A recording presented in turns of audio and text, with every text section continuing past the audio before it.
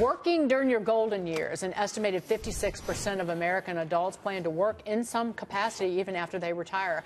Joining us to talk about this is Ramsey Solutions financial expert, author of Retire Inspired, Chris Hogan, who is in studio, and I love it. This makes sense not just financially, does it, Chris? I mean, because, again, like, this is about health and wellness and really your and happiness. It is. It really is. I mean, too many people associate retirement with the end. In my mind, you start to look at it, that's an opportunity to do more of the things you want when you want to do it. And so more people need to go into it with their eyes wide open, understanding what is my plan, what do I want to do, and then how am I going to get there?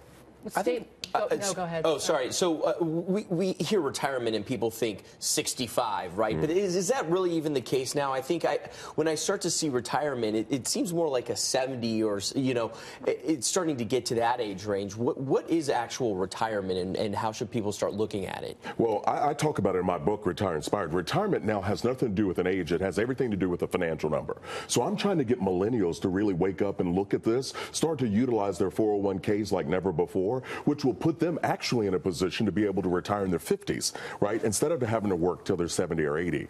Unfortunately, retirement accounts are underfunded right now. So people are going to have to work longer and they're going to have to work harder. Go ahead, Steve. No, I was just going to ask, how many people actually do real work in terms of planning for retirement? What, not just financially, but what are you going to do next when you wake up in the morning? Such an important topic to be able to look at it and understand what are you moving toward, right? Everybody knows they're getting away from that job or that career, but what's next? And I talk with people, is it doing mission trips? Are you starting to give? Are you starting a side business or maybe even consulting? A lot of people have forgotten about looking at how do you teach the younger generation the things you've learned over the last 20 or 30 years. A lot of people are busy, but they feel there's not a real purpose.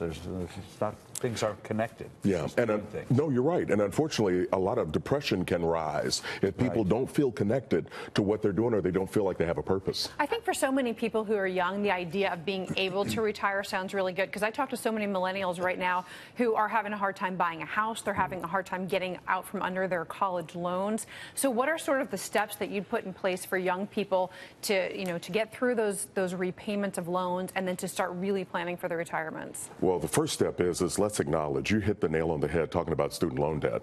I mean, the average person has $37,000 in student loan debt. So what I want them to do is to attack that debt. I mean, with a vengeance. Get your money back. You give yourself a raise when you get out of debt. Once you get yourself out of debt, then you can start to build up an emergency fund. I want people to keep 3 to 6 months of expenses tucked away so when life happens, you have money you can grab. Well, we were talking about retiring. Another reason to think twice before you retire. There's a new study that shows a 20% higher mortality risk if you claim Social Security at the age of 62, 3 years premature. Why are you... Wait, just take a shot of Chris. I know. I am. I'm just doing this. I'm just shaking my head. The government comes after you. That's the mail. I'm shaking my head. Why? Because mortality has to do with your health, right? So all of a sudden now they've linked your health along with taking Social Security. Listen, they're scaring people to death with things like this. Some people didn't have enough put away, Dagan, so they're going to have to take Social Security a little bit earlier. It doesn't mean you're going to pass away just because you tap into Social Security. Not at all. But I understand this, though. My grandfather worked, and the day that he stopped working, he died within a year after that. Of course, he was in his 80s. Right. But there is this, I've known a number of individuals who continued to work, and it was like they lost their sense of purpose. And maybe it didn't kill them, but it certainly impacted their quality of life and their mental health after they stopped working. Well, Steve brought that up, talking about having something else you're going toward, whether you're plugging in with charities, but you have to do something you're passionate about. You can't go and just sit on the front porch for the next 15 or 20 years. And the people have other interests. I can. I'm from the South. I can sit on a porch you would all not sit day on a long. porch longer than 5 minutes. You are busy.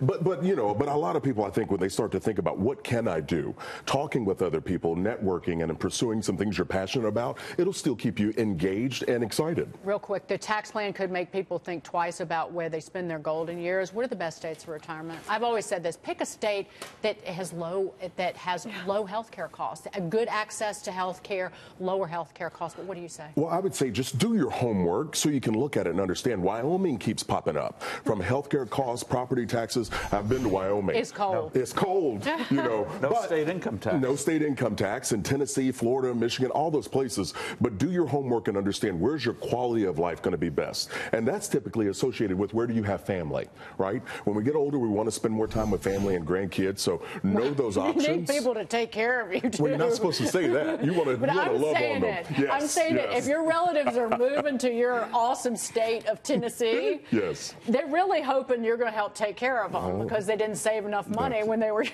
younger. is a good point. Attack your debt when you're young, right? Because so many people pay so much more for things like homes, cars, etc., because they get into debt. And that's what I'm seeing so much right you're now. absolutely right. I'm real quick. I'm going to spring this on you. One of the changes in this tax bill: 401k borrowers have more time to repay their loans. I know it. Now listen, a little bit more time. I know, but I want to get, you're going to get me riled up, Dagan.